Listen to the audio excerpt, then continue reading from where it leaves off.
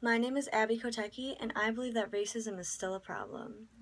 I grew up in a really small hometown, and I loved it there, but I also knew that a lot of people were very close minded. Um, it wasn't a very diverse area, and the majority of people who went to my high school and who were in my community were white.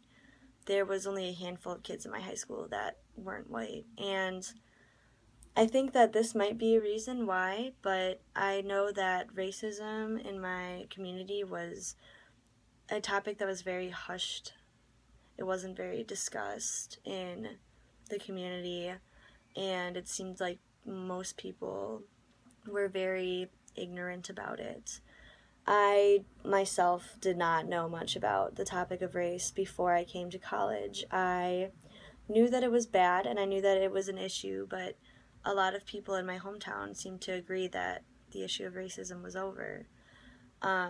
Looking back now, I understand that a lot of people did not know that racism was an issue because they don't see it a lot in our hometown. But I also do remember in high school a lot of very ignorant remarks by peers. I had peers say that they were racist and they were proud of it to me, and I know that a lot of people just really did not know about the topics of race and what was going on in the world, and because of that there was not a lot of good knowledge on the issue.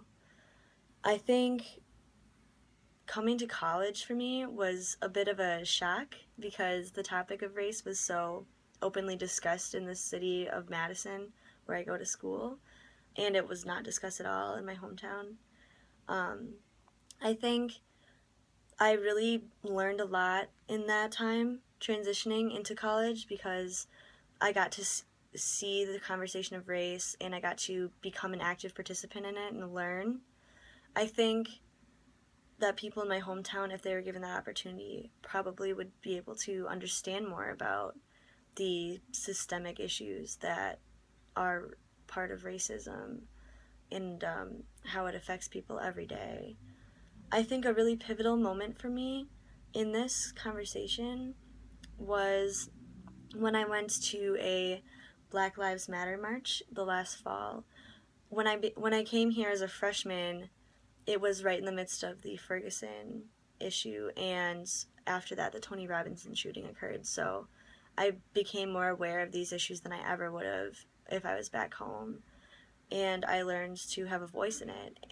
But I didn't know that much about Black Lives Matter movement, so I wanted to join this march to learn, and it was a very eye-opening experience for me. I feel like it really hit home for me that this affects people in horrible ways every day, and it really just showed to me how white privilege really does exist, because I think I really got that in my hometown. There is a lot of white privilege, and that is probably the reason why racism isn't discussed anymore, because it doesn't affect people in their daily lives like it does other people.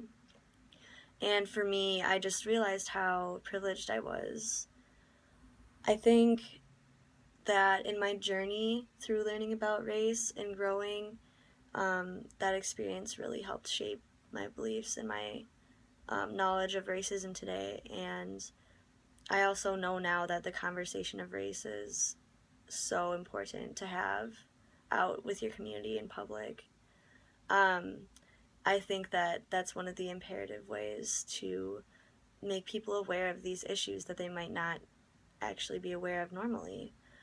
And because of this, I'm Abby, and my story challenges the belief that race is no longer an issue in this country.